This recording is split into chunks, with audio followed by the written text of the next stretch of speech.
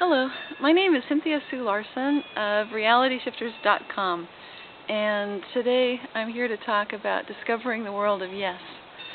The poet E. E. Cummings once said that yes is a world, and in that world of yes live skillfully curled all worlds, which is a fabulous opening for this whole subject because it gives us the concept that when you say yes, a whole series of situations, possibilities, and opportunities opens up. And I've experienced this myself when I was quite young. I was a teenage girl when the doorbell rang one day, and it was one of our neighbors that we'd never met, and she had come over to ask my mother if my mother had teenage daughters. And I overheard this conversation and thought it seemed a bit strange, but before I had any chance of feeling like it was really weird, I got to see this wonderful woman that showed up, and her name is Joan. And she was just so beautiful, so sparkling, so full of positivity that I wanted to meet her daughter. And it turns out that after going over to meet her daughter that day, that's one of my nearest and dearest friends, which has been a close friendship for all these years of my life.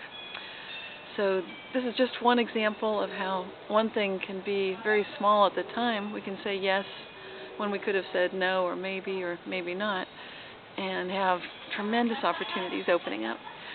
Another way of looking at this is the idea of optimism compared to pessimism.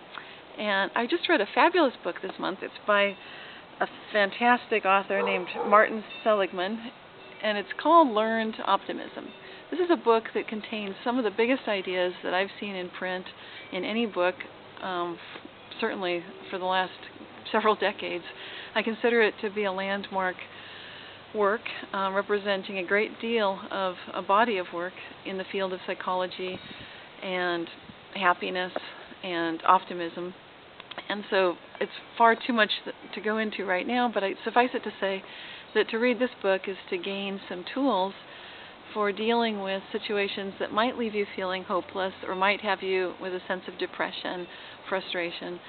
And there are a series of quizzes and studies in the book that help you determine just how optimistic you are on different levels of optimism, because there's much more to it than meets the eye.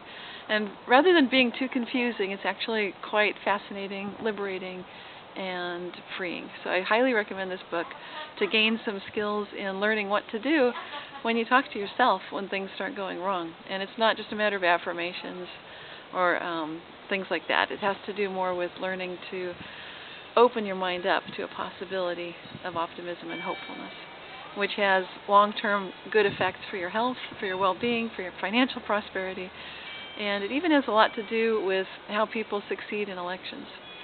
So check that out, and definitely visit the website RealityShifters.com.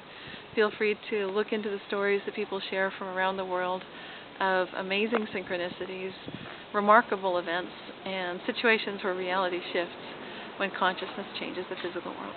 Thanks so much, and hope you have a wonderful month.